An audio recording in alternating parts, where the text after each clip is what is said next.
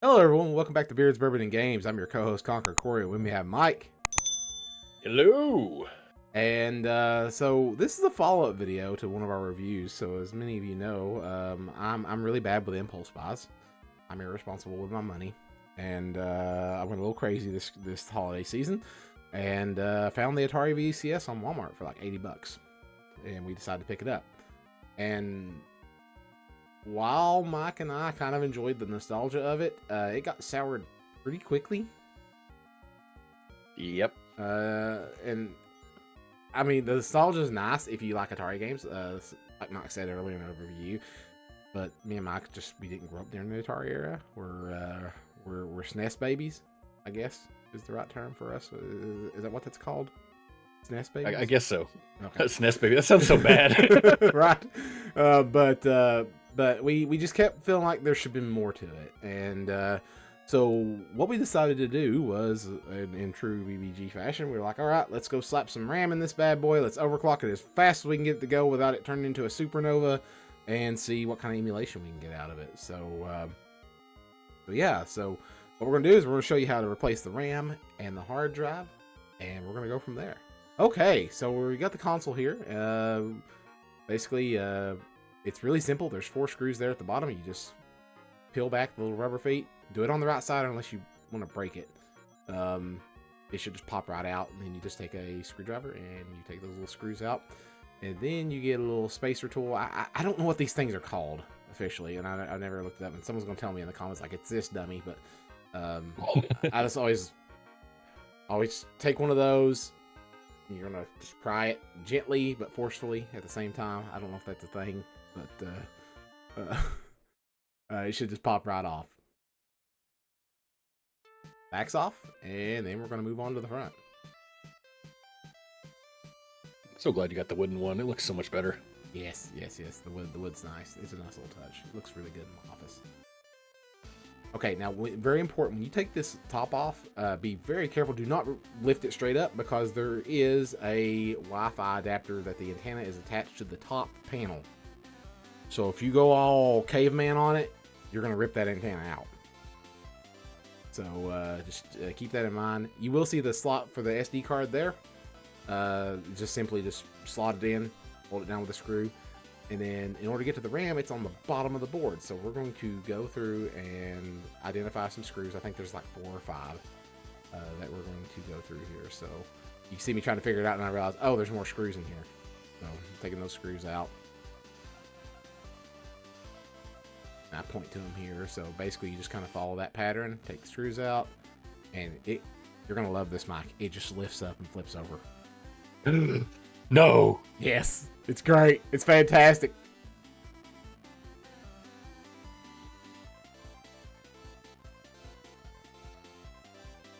And I think I'm almost done here. Should be able to. Some say to this day they're still waiting on Corey to get this unscrewed. Yeah, so there's a panel there I'm taking off, and then lifts up. Oh, don't forget the ribbon cables, like I almost did. You do have to. Oh God, how many times do we almost break ribbon cables in everything we do? More than I care to admit. We're not professional YouTubers. We're low level depressed nerds. Okay, give us a break. So there's the RAM. Super easy. If you've ever replaced laptop RAM, you're going to be familiar with how this system works. So it is very important what kind of RAM you get, because these machines are very dependent on how fast your RAM can go. And depending on what brand you buy and how it's manufactured, depends on how fast you can get that RAM to overclock without getting caught in constant reboots. So keep in mind, look on the Reddit forums to find the best RAM. I found I think it was Crucial RAM or something like that, and it was able to overclock to 3000 megahertz, which I was pretty happy with. I probably could have pushed it to 3200, but I was just scared at that point. I was like, you know what? I'm happy here. He's a little girly man, a wussy. I don't feel like taking this thing back apart just to reset the BIOS. But yeah, keep that in mind. The RAM you buy and the SD card, oh my goodness, the M.2 stick, fairly straightforward to get. So I think it's just a regular. We may do a lot of work with SD cards, so they get stuck in your head. Oh yeah. So literally just do the reverse of what you did to take it apart, which I love how simple this thing is to take apart. It is just, it's so simple I can do it. I didn't need I was Mike's just help. about to say, I may have been able to take this one apart. Now, when you put it back together, there is that little plastic thing that basically lights up the Atari symbol on the front, so you have to be careful there. Me putting my adapter, and I hit the camera, by the way. Me putting the adapter back in there, so just make sure you get that adapter reseated. That little plastic bit there is going to give me a hard time in a second, so I'm going to put it in, and I'm going to realize that plastic bit did not align with the space that's carved out on the front, so the mold. So I had to fidget with that a little bit because I wanted my little Atari symbol to be perfect.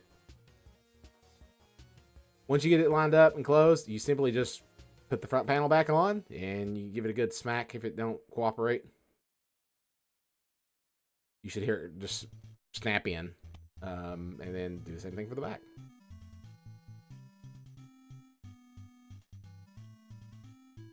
And it's just a matter of putting the screws back in. Like I said, there's 4 there.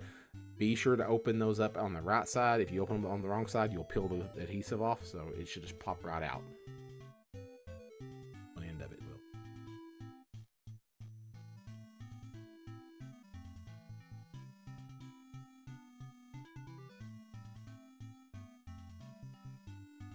Okay, so now we're in the BIOS, and oh boy, this was fun. So in order to get access to the setup utility, you have to enter in a password. And the fun part of this is Atari changed the password because it got leaked. So you have to actually downgrade your firmware to one that you know what the Atari password is, and it is Atari Celebrate in TechSpeak. And what I mean by that is some letters are numbers and some letters are symbols, and it is a misery to type. Oh God, that's horrible. But once you get it entered in the first time, what I recommend, if you don't plan on having this in the public, just go and remove the password. You can set the supervisor password. You have to type it in again. Yes, I know it's a pain, but then just leave it blank for the new password so you don't have to go. Because I promise you, if you troubleshoot RAM speeds, you're gonna want this password gone. And make sure after you do that, that you properly save and exit. Do not hit escape and click yes, because you will have to enter that password again. You have to go to the exit and click exit, saving all changes for those of us who've never been in a BIOS before.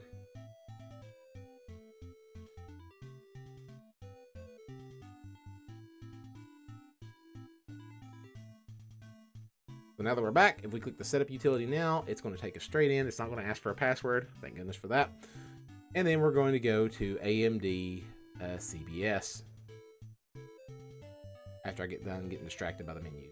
From here, we're going to go to the UMC common options, DDR4 common options, and then the timing configuration. Click accept, and then we're going to go down to memory clock speed. And for this, you need to set it to half the value. So if I want it to be 3000, I'm going to set it to 1500. If I want it to be 2400, I'm going to set it to 1200. What I recommend is starting slow and then slowly working your way up. After that, if it reboots successfully, go back to the same menu, the AMD CBS, and we're going to go to the graphics configuration, and we're going to set controller to forces. And then UMA mode, we're going to set it to UMA specified. And then the frame buffer size, we're going to set to 4 gigabytes. So this is going to allocate 4 gigs of RAM to our graphics chip to do graphics card thingy. Forgive me, I'm not going to go into huge detail in this video. But is that a technical term? Graphics thingy? Graphics thingy, yes. Next, we're going to go into the system configuration, and we're going to up the TDP to 54 watts. That's right, more power. Just keep in mind, yes, it will run faster. Yes, it will run hotter. Yes, you will hear your fan. But you know what? The horsepower is worth it. And then lastly, we're going to go in and exit and save and changes. Feel free to pause this video and rewind if I went too fast on the steps. And then just let me know that I'm being too fast. Now our last option here is to figure out what operating system to use. So SteamOS is not officially out at the time of recording this video. There is an option called Chimera OS, which is a community-driven Linux-based operating system that kind of mimics SteamOS. I did try it, but I just didn't like the overall feel of it. And I didn't like that it was. So I had some audio issues here and there, so I was like, I don't know if this is a good fit. So I instead opted to go for Windows for wider compatibility. But I know what you're saying. Oh my gosh, Windows 11 is so fat. It takes up so much system resources. Well, we found a script here called Tiny 11 Builder, and what this does is it basically strips all the bloat out of Windows 11. Now, I will say, any kind of operating system scripts, use at your own risk. Make sure you look up the reputation of the developers. The folks here seem to check out okay, and I wasn't really putting anything too sensitive on this thing. It's just a simple emulation PC. But this gives me all the benefits of Windows without the fat footprint. Yes, Microsoft, I'm looking at you. Once you finally get loaded in the Windows, simply go to AMD's website and download their Adrenaline software. This will automatically detect and install all your drivers.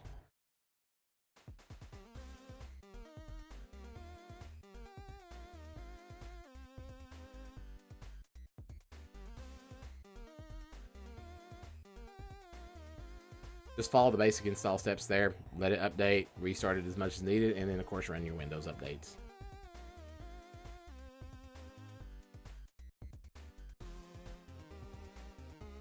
At the end of the day, the Atari VCS is really just a low power computer. Pretty awesome, actually.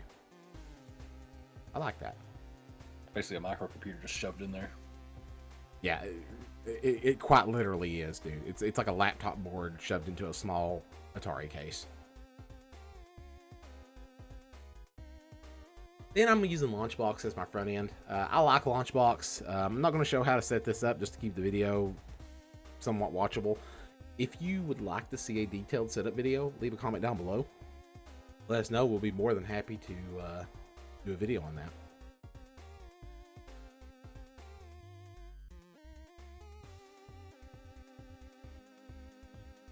Just remember there's a test at the end. Now we're getting to some of the games. So I decided to start with Dreamcast emulation. My favorite Dreamcast emulator is actually the Redream emulator. I really like it. And this is a little gem known as Marvel vs. Capcom 2, which I think it's a lot better now, but back in the day, this used to be pretty notorious for being hard to emulate. But as you can see here, it is a solid 60 frames a second. I'm not seeing anything looking too janky here, but that ran good. Let's do something a little bit more 3D intensive. Phantasy Star Online. Do you remember this game? Yes, I do. Man, this was such a cool game. Yes. You're about to see me just be horrible here in a minute, but there is some weird things with the lighting, but I think that is the emulator and nothing with the hardware itself.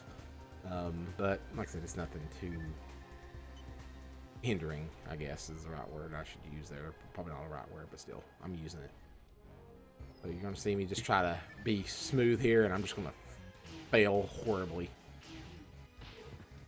Oh, it takes skills to be that bad. One thing I'm really happy of is I always use Burnout as a benchmark on PlayStation 2 emulation, and with the upgraded RAM speed, it did really well. Now, when I tried it on the base RAM speed, this thing ran like hot garbage. But with the updated RAM speed, as fast as I can get it to go, it's running quite well. Unfortunately, the same cannot be said for Tony Hawk's Underground, which is another game I love, and I wanted this to work so bad, and I was just so heartbroken by this. But you can just see that it's the speed's all over the place. Like, there's some parts it does good, but when you look down this particular street here, it just bottoms out and the sound goes all over the place. Lastly, we got Dolphin.